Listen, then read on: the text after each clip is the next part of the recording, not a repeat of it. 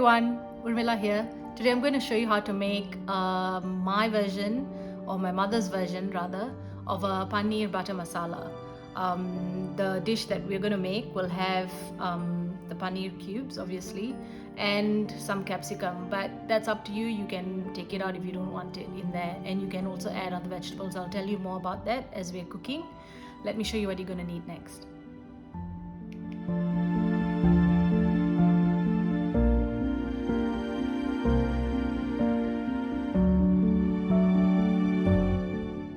So for the Paneer Butter Masala, you're going to need about 3 to 4 tablespoons of ghee, about 1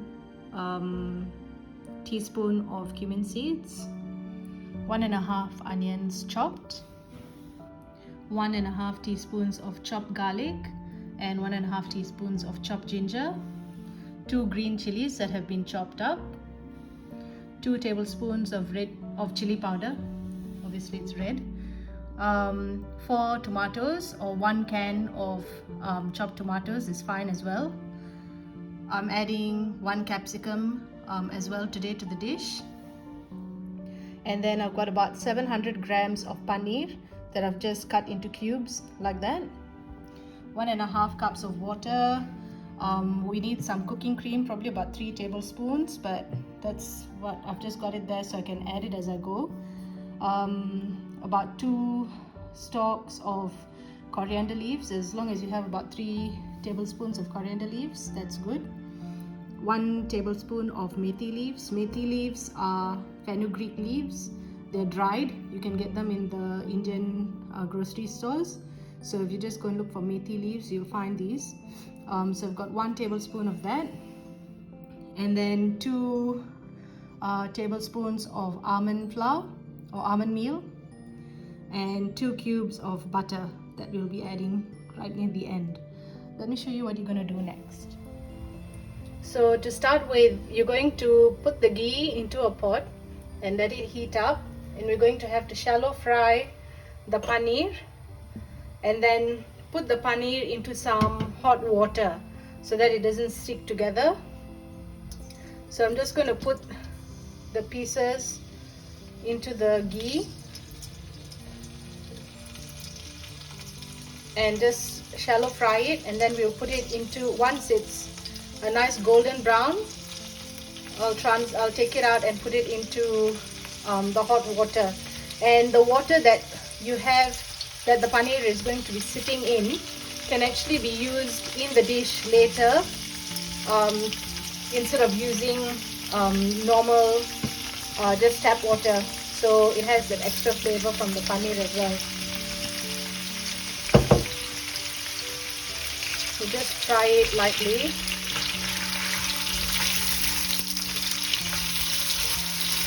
I'll show you what it looks like when it's ready to come out of the fire.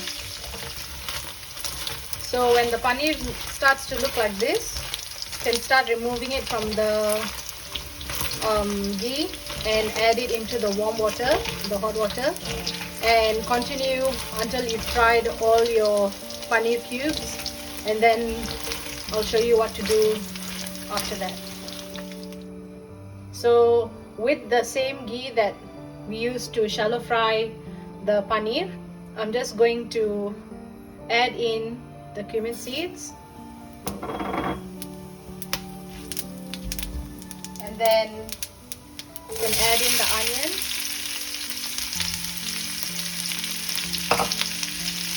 and let it cook until it's a nice, just a light brown, and then we will add the next ingredients after that. So once the onions are lightly browned like this, you can add in your chopped ginger and garlic.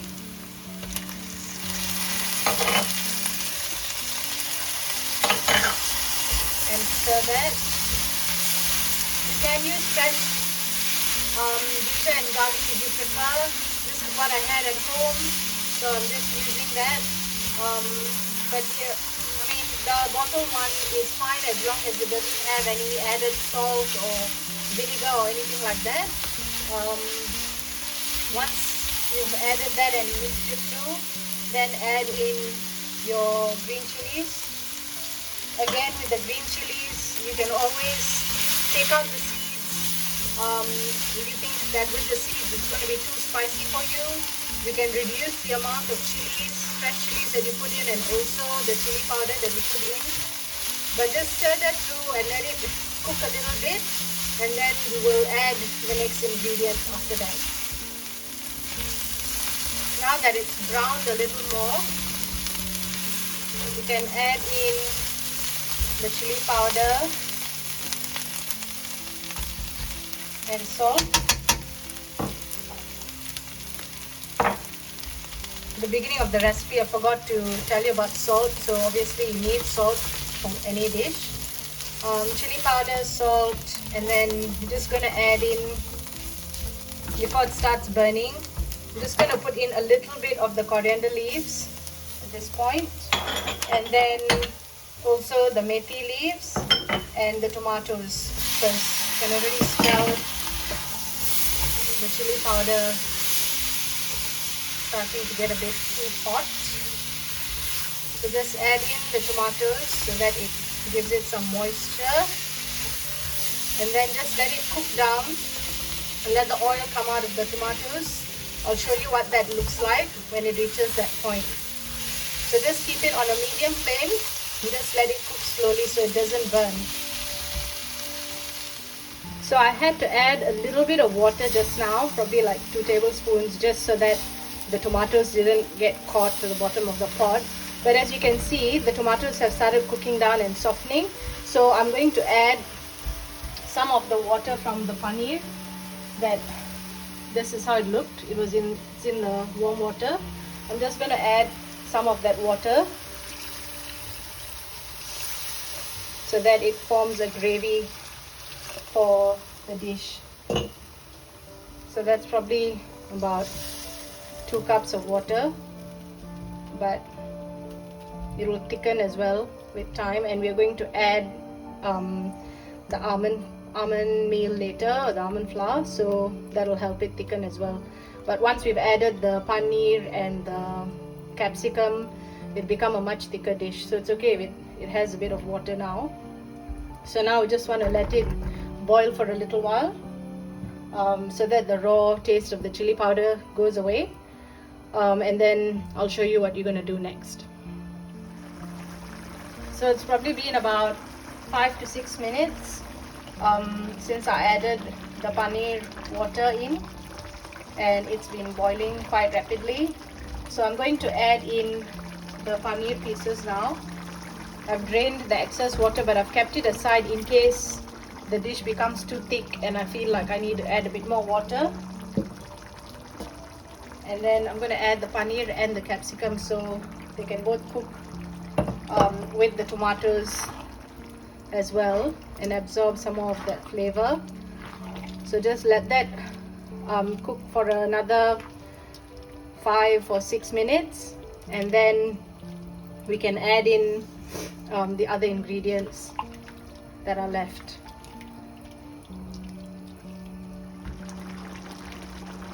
So it's been about 5 or 6 minutes, and you can see it has cooked down a little bit. Now we're going to add in the almond meal and the remainder of the coriander leaves, and just stir that through. You can also use cashew nut flour or cashew nut meal if you feel like you don't want almonds. The original recipe had cashew nuts, but I like the flavor of almonds, so I've just added the almond meal in. But you can also leave it out if you feel like, if someone is allergic and they don't want to have any nuts in the dish, but you can leave it out. But look at how the texture of I've forgotten how to speak today. Look at how the texture of the curry has changed after adding the almond meal. So now, once we've done that, we can add in about 3 tablespoons of cream.